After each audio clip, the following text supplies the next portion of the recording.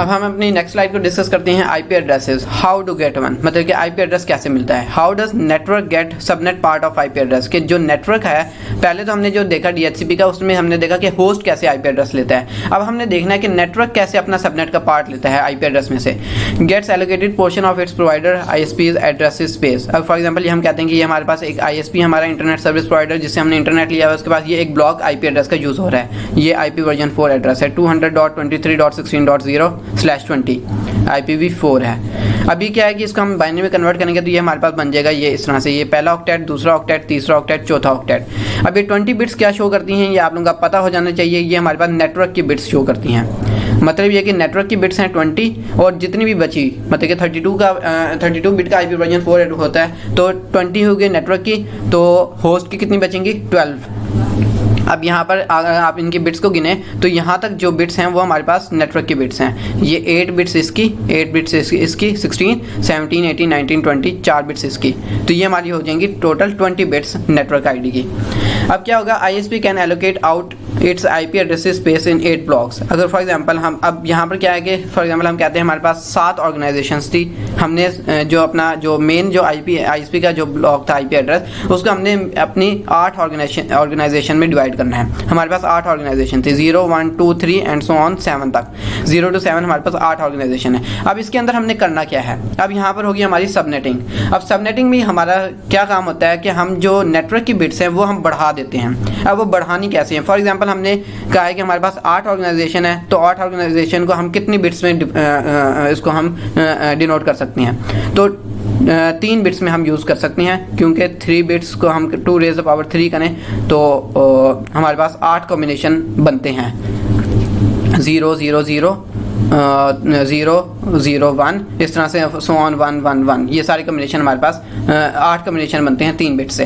तो मतलब ये कि जितनी हमारे पास ऑर्गेनाइजेशन होंगी उस हिसाब से हमने देखना है कि कितनी बिट्स हमारी बनती हैं। तो हमारे पास 8 ऑर्गेनाइजेशन थी, उससे हमने निकाला कि हमारे पास 3 बिट्स रिक्वायर्ड है। अब हमने क्या करना है कि जो हमने सबनेटिंग करनी है वो हमने 3 बिट्स की करनी है। मतलब ये कि ऑलरेडी 20 बिट्स तो हैं हमारे पास, लेकिन हमने इसमें 3 बिट्स और ऐड करनी है नेटवर्क की, ताकि हमारे पास 8 नेटवर्क डिफरेंट बने। तो हमने अभी यहाँ पर हमारे पास 20 बिट्स थी, अब हमने एक ये वाली, दूसरी ये वाली, तीसरी ये वाली, 3 ये जो बिट्स हैं इसकी हमने सबनेटिंग करनी है। अब आप देखें कि यहाँ तक तो हमारा सारा आईपी एड्रेस ये वाला सेम है, लेकिन इसके बाद जो 3 बिट्स हैं ये वाली 0 यहाँ तक अगर आप लें 000 पहले, फिर 001, फिर 010, फिर 011 आएगा, फिर इस तरह से मूव ऑन करते जाएंगे, 111 लास्ट वाला होगा। तो ये हमारे पास क्या हो जाएगा, ये हमारे पास 8 जो हमारा मेन आईएसपी ब्लॉक था वो 8 सब ऑर्गेनाइजेशन में 8 सब ब्लॉक्स में डिवाइड हो गया है। अब इसकी जो अगर आप निकालेंगे नेटवर्क आईडी वो क्या निकलेगी, आप इसको देखें 200 ये बनेगा, 200 डॉट ये बनेगा 23 डॉट ये 16 सेम रहेगा .0/23। अब ये 23 यहाँ पर आपने देखना चेंज हो जाएगा, क्योंकि यहाँ पर पहले ये सेम आईपी था, लेकिन जो स्लैश थी वो 20 थी, यहाँ पर /23 है। वो इसलिए कि यहाँ पर हमने 3 बिट्स जो हैं वो नेटवर्क को दे दी हैं, हमने होस्ट से 3 बिट्स निकाल के हमने नेटवर्क को दे दी हैं, तो यहाँ पर हमारी स्लैश चेंज हो जाएगी। अब हमारी सारी जो स्लैश यूज़ होगी वो 23 स्लैश यूज़ होगी। अब ये हो गया, उसके बाद हम इसको नेक्स्ट वाली को कन्वर्ट करेंगे तो 200.23 डॉट इसको करेंगे तो ये 18 हो जाएगा, 18.0, इस तरह 20 होगा, फिर 22 आएगा, फिर 24 आएगा, 26 आएगा, 28 आएगा और फिर 30। तो ये टोटल हम देखेंगे तो ये हमारे पास 8 डिफरेंट ऑर्गेनाइजेशंस बनेंगी। मतलब ये कि हमने एक जो मेन आईएसपी का जो एक आईपी एड्रेस था उसको हमने आईएसपी का आईएसपी की जो नेटवर्क आईडी थी उसको हमने 8 डिफरेंट नेटवर्क्स में डिवाइड कर दिया, 8 डिफरेंट ऑर्गेनाइजेशन में हमने उसको डिवाइड कर दिया है। तो ये हो गई हमारी सबनेटिंग।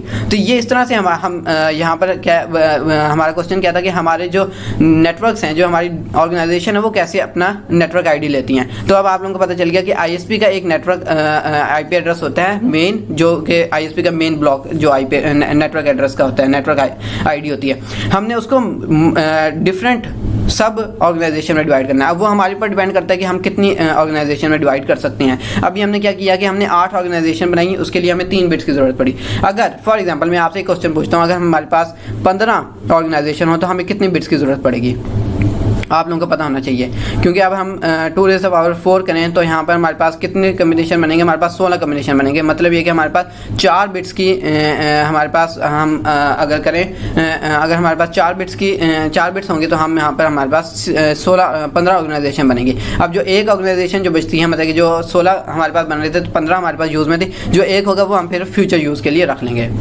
उसके बाद हमारे पास आती है हायरार्किकल एड्रेसिंग। हायरार्किकल एड्रेसिंग में क्या है कि राउट एग्रीगेशन। अब हम इसको देखते हैं कि ये कैसे काम करती हैं। Hierarchical addressing allows efficient advertisement of routing information. अब यहाँ पर एफिशिएंट वे आ गया है एडवर्टाइजमेंट का, कि जो हम एडवर्टाइजमेंट करते हैं अपने आईपी एड्रेसेस की, वो एक एफिशिएंट वे में होगी राउट एग्रीगेशन मेथड को यूज़ करके। फॉर एग्जांपल हमने कहा है कि यहाँ पे हमारे पास ये 7 ऑर्गेनाइजेशन है, अब 200.23.16.0/23 के साथ, और 18, 20 एंड सो ऑन 30 तक हमारे पास 8 ऑर्गेनाइजेशन है। यहाँ पे हमारे पास इंटरनेट है। अगर इन ऑर्गेनाइजेशन ने इंटरनेट को एक्सेस करना है तो वो कैसे करेंगे? अगर फॉर एग्जांपल हम कहते हैं यहाँ पे हमारे पास एक राउटर है, उसको हम यूँ कहते हैं, और राउटर के अंदर आप लोगों को पता होता है फॉरवर्डिंग टेबल होता है। और यहाँ पर अगर मैं फॉरवर्डिंग टेबल बना भी लूँ तो यहाँ पर हमारे पास क्या आएंगे, हमारे पास यहाँ पर IP एड्रेसेस होंगे, और सॉरी IP एड्रेस कह लें यहाँ पे, बल्कि आप कह लें नेटवर्क आईडीज़ होंगी। यहाँ पर नेटवर्क आईडी होगी, और दूसरे नंबर पे हमारे पास यहाँ पे क्या होगी, आउटगोइंग पोर्ट होगी। आउटगोइंग पोर्ट कि किस पोर्ट से उसको निकालना है हमने, आउटगोइंग पोर्ट। अब यहाँ पर फॉर एग्जांपल ये नेटवर्क आईडी होगी और आउटगोइंग पोर्ट होगी। अगर हम फॉर एग्जांपल इस ऑर्गेनाइजेशन ने इंटरनेट पे जाना है तो क्या होगा कि इसकी इधर से जितने भी हमारे पास क्लाइंट मशीन्स हैं वो यहाँ पर हम कहते हैं फॉर एग्जांपल हमारे पास क्लाइंट मशीन्स हैं, तो अब इधर से इनकी क्लाइंट मशीन ने जाना होगा तो क्या होगा कि यहाँ से इनकी ट्रैफिक इधर आएगी, और यहाँ पर क्या लिखा है, send me anything with address beginning with this. मतलब ये कि वो कह रहा है कि 200.23.16.0 से जो भी कोई एड्रेस स्टार्ट हो रहा है उसकी ट्रैफिक मेरे पास भेज दो, इस लिंक पे भेज दो। अब वो क्या होगा कि इसकी ट्रैफिक इधर इस वाले लिंक से आएगी, 16.0/20 पे मैच होगी और वो इंटरनेट पे चली जाएगी। मतलब ये कि यहाँ पर हमारे पास जो लिखा होगा नेटवर्क आईडी वो लिखी होगी यहाँ पर 200.23.16.0/23 /20 ये वाली लिखी होगी, ये वाली यहाँ पर आएगी एंट्री। और यहाँ पर क्या होगी, पोर्ट फॉर एग्जांपल हम कहते हैं ये हमारी पोर्ट 1 है, तो यहाँ पर लिखा होगा पोर्ट 1, मतलब ये कि इसको इधर इस वाली पे जो भी कोई ट्रैफिक मैच होगी उसको आपने इस पोर्ट पे भेजना है। अगर फॉर एग्जांपल यहाँ पर क्या हुआ कि हमारे पास इसकी इन्फॉर्मेशन आई, वो भी इधर आएगी, और यहाँ इस वाले सबनेट से मैच होगी, और इस वाले से आउटगो के वो इंटरनेट पर चली जाएगी। इसी तरह रिवर्स पे अगर फॉर एग्जाम्पल इधर से इस वाले राउटर से हमने ट्रैफिक भेजनी है किसी एक स्पेसिफिक ऑर्गेनाइजेशन पे, तो कैसे काम करेगी वो? अब उसके लिए हमारे पास यहाँ पर क्या होगा कि यहाँ पे हमारे पास जो भी फॉर एग्जांपल कोई ट्रैफिक आई है वो इस वाले सबनेट पे मैच होगी, और लिखा हुआ है आउटगोइंग पोर्ट कि आपने जो भी ट्रैफिक इस वाले सबनेट से आई, इस वाले नेटवर्क पे मैच हो, उसको आपने इस वाले पोर्ट से निकाल देना है। तो वो राउटर क्या करेगा, इस वाले पोर्ट पे निकाल देगा। अब यहाँ पर पोर्ट पे आ गई। अब फॉर एग्जाम्पल अब हमने डिफरेंट उसको ऑर्गेनाइजेशन में भी डिवाइड करना है, क्योंकि यहाँ पर अभी हमें ये नहीं पता कि ऑर्गेनाइजेशन 1 के लिए आई है ट्रैफिक या ऑर्गेनाइजेशन 2 के लिए आई है। अब उसके लिए क्या होगा कि यहाँ पे हमारे पास अपने ISPs के राउटर होंगे। अब वो क्या करेंगे, उनके एक अपने फर्दर जो फॉरवर्डिंग टेबल होंगे, उसमें क्या होगा कि फॉर एग्जांपल यहाँ पे हमारे पास ये वाली नेटवर्क आईडीज़ उधर लिखी होंगी 200.23.16.0/23 और लिखा होगा पोर्ट 1 कि इसको पोर्ट 1 से निकाल दो। इसी तरह आगे लिखा होगा 200.23.18.0/23 और लिखा होगा पोर्ट 2 कि इसको पोर्ट 2 से निकाल दो। तो क्या होगा कि अब यहाँ से जो भी ट्रैफिक आएगी वो फिर इन सब जो हमारी नेटवर्क्स हैं, सब नेटवर्क्स हैं, सब ऑर्गेनाइजेशन हैं, उनसे मैच होगी, उनकी नेटवर्क एड्रेस से मैच होगी, और उसके करस्पॉन्डिंग उसकी आउटगोइंग पोर्ट देखी जाएगी, तो उसके ऊपर उसकी ट्रैफिक सेंड कर दी जाएगी। तो इस तरह से ये हमारे पास काम करेगा राउट एग्रीगेशन। अब इसमें हमारे पास राउट एग्रीगेशन से फ़ायदा क्या हो रहा है कि हम सिर्फ और सिर्फ एक नेटवर्क आईडी यूज़ कर रहे हैं अपने फॉरवर्डिंग टेबल में, और उसकी बेस पे हमारे पास सारी राउटिंग हो रही है। अब यहाँ पर अगर फॉर एग्जांपल ये तो एक ऑर्गेनाइजेशन होगी, इसी तरह दूसरी कोई ऑर्गेनाइजेशन होगी, उसका फॉर एग्जांपल हम कहते हैं कि ये वाला उसका नेटवर्क एड्रेस है। अब कोई भी उसकी जो ट्रैफिक होगी वो इस वाले से मैच होगी, अगर वो इस वाले से मैच हो जाती है तो वो इधर इंटरनेट पे चली जाएगी। तो ये इस तरह से हमारा काम करेगा। उसके बाद हमारे पास आती है मोर स्पेसिफिक राउट्स के अब हमने और स्पेसिफिक एफिशिएंसी लेके आनी है। अब क्या है कि organisation 1 moves from fly by night ISP to ISP RUS। अब इसको हम देखते हैं कि ये कैसे काम करती है। अब यहाँ पे फॉर एग्जांपल हम कहते हैं कि हमारे पास ये 7 ऑर्गेनाइजेशन है, और ये हमारे पास 200.23.16.0 ये सेम वही वाला IP, ये हमने इसकी कम्युनिकेशन देख लिया, और यहाँ पर send me anything with this one okay, यहाँ पर अभी कुछ खास नहीं है। अभी यहाँ पर हम नेक्स्ट करेंगे तो यहाँ पर अब यहाँ पर क्या हुआ है कि ऑर्गेनाइजेशन 1 जो थी वो यहाँ से इस वाले सबनेट से इस वाले हम कहते हैं कि ये हमारे पास एक सब ऑर्गेनाइजेशन का एक सेट था, उसमें से क्या हुआ कि ऑर्गेनाइजेशन 1 जो थी वो निकल गई यहाँ पे और दूसरी ऑर्गेनाइजेशन में आ गई। अब क्या हुआ, ये यहाँ से एग्जिट हुई और इस वाली ऑर्गेनाइजेशन में आ गई, मतलब ये कि एक किसी और ISP के पास चली गई। आप यूँ देख लें कि ये ISP 1 था हमारे पास और ये हमारे पास ISP 2 था। अब क्या हुआ कि ऑर्गेनाइजेशन 1 जो थी वो ISP 1 से निकल के ISP 2 पे आ गई। अब क्या होगा, अब कैसे इसकी कम्युनिकेशन होगी, अब यहाँ पर हम देखते हैं कि वो कैसे कम्युनिकेट करेगा। अब फॉर एग्जांपल कि यहाँ पर इनका तो मसला नहीं है, क्योंकि ये सारे के सारे हमने देख लिए कि इनके जो यहाँ पर हमारे पास राउटर लगे होंगे, उनके पास यहाँ पर हमारे पास उनका फॉरवर्डिंग टेबल होगा और इनके जो नेटवर्क आईडीज़ है वो यहाँ पर लिखी होंगी और इनके करस्पॉन्डिंग उनकी पोर्ट्स होंगी। उसके ज़रिए वो लोग जो भी ट्रैफिक आएगी वो उस पोर्ट के ज़रिए एग्जिट हो जाएगी, मतलब कि आउटगोइंग पोर्ट पर चल जाएगी। इसी तरह हमारे पास यहाँ पर एक राउटर लगा हुआ है जो कि हमारा मेन राउटर कहलाएगा और इधर भी इनकी इसी तरह एंट्रीज होंगी। अगर फॉर एग्जाम्पल अब हम देखते हैं कि ऑर्गेनाइजेशन 1 जो है वो अब निकल आई है ISP 2 में आ गई है, ISP RUS आप नाम दे दें उसका। अब क्या होगा कि यहाँ पर हमें एक एंट्री एक्स्ट्रा ऐड करनी होगी। फॉर एग्जांपल अगर मैं एक मिनट अरेज कर लूँ इसको, क्योंकि यहाँ पर अभी मैं एक इधर फॉरवर्डिंग टेबल बनाता हूँ इसका।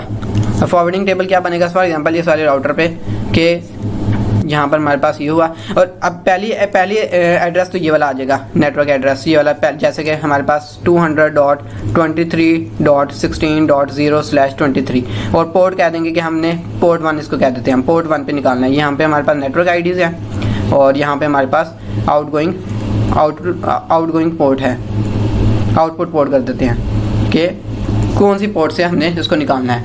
अब ये हमारे पास पहली एंट्री आ गई 200.23.16.0/23, ये हो गई इसके लिए।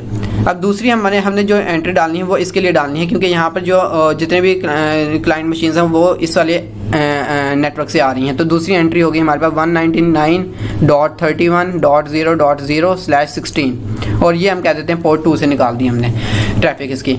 लेकिन अब हमने क्या किया, हमारा सिनेरियो में क्या चेंज आया था कि ऑर्गेनाइजेशन 1 जो थी वो ISP 1 से निकल के ISP 2 के अंदर आ गई, तो हमें इसकी एंट्री भी करनी पड़ेगी अपने इस राउटर में। अब वो एंट्री क्या होगी कि हमें इस ऑर्गेनाइजेशन 1 के लिए, सिर्फ इस ऑर्गेनाइजेशन 1 के लिए हमें स्पेसिफिक नेटवर्क आईडी डालनी पड़ेगी हमें मेन राउटर में। अब वो कैसे डालेगी, 200.23.18.0/23। अब ये आ गई और हमने क्या करना है, इसको इस पोर्ट 2 से निकालना है, क्योंकि ISP 2 जो है वो हमारा इस वाली पोर्ट पे है। अब क्या होगा कि अब जो भी कोई ट्रैफिक इस वाले ऑर्गेनाइजेशन 1 के लिए आएगी वो इस वाले से मैच होगी और वो पोर्ट 2 से एग्जिट हो जाएगी। ये हम कह देते हैं पोर्ट 1 है, ये हमारी पोर्ट 2 है। अब यहाँ से वो आउटगोइंग पोर्ट पे चल जाएगी और ऑर्गेनाइजेशन 1 पे रिसीव हो जाएगी। अब फॉर एग्जांपल हम कहते हैं कि हमारे पास 16.0 की कोई ट्रैफिक आई तो वो यहाँ पर इस वाले में मैच होगी, वो इधर से मैच हुई और पोर्ट नंबर 1 से निकल गई। दूसरी हम कहते हैं 18 ऑर्गेनाइजेशन 1 के लिए आई तो यहाँ पर वो आएगी, इसमें मैच नहीं होगी, इसमें मैच हो जाएगी वो, क्योंकि हमने यहाँ पर देखना है लॉन्गेस्ट प्रीफिक्स मैच।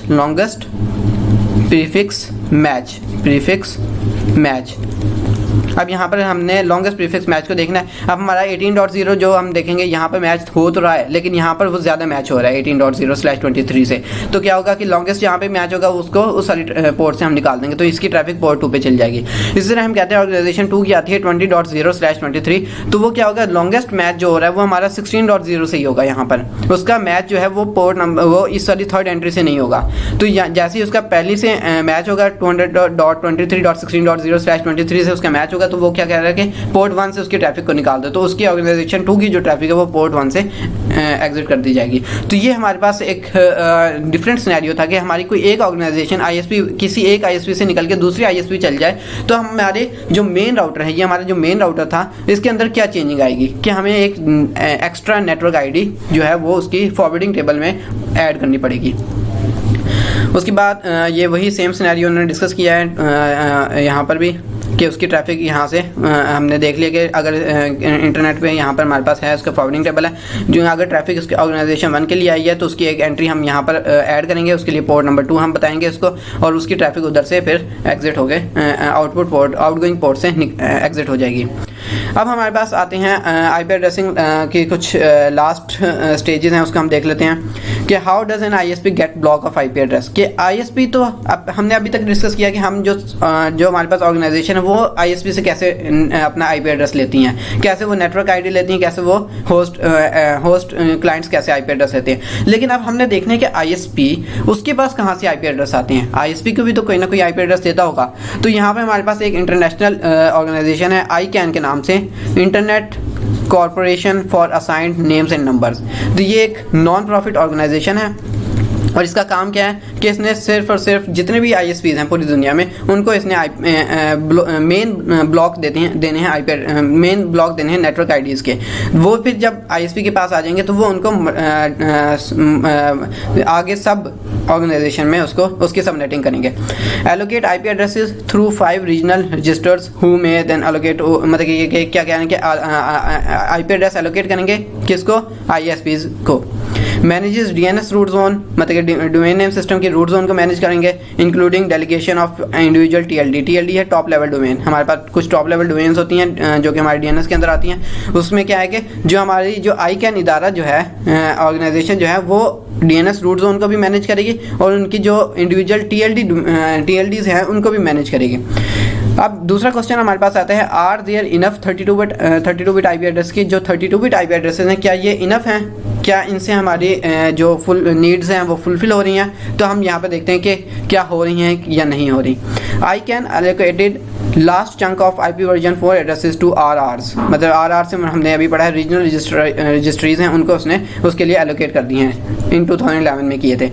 अब हमने देखना है कि जो 32 बिट एड्रेसेस हैं 2⁻32 करते हैं तो हमारे पास ये कोई बनते हैं I think 16 billion IP addresses बनते हैं। इसको आप देख लेना कितने बनते हैं। तो ये जो IP एड्रेसेस हैं ये हमारे पास शॉर्टेज पड़ रही है कि जो IP वर्जन 4 एड्रेसेस है उनकी शॉर्टेज पड़ रही है। तो उसके लिए हम एक नेक्स्ट कॉन्सेप्ट लेके आते हैं, वो आता है हमारा नेट का, नेटवर्क एड्रेस ट्रांसलेशन।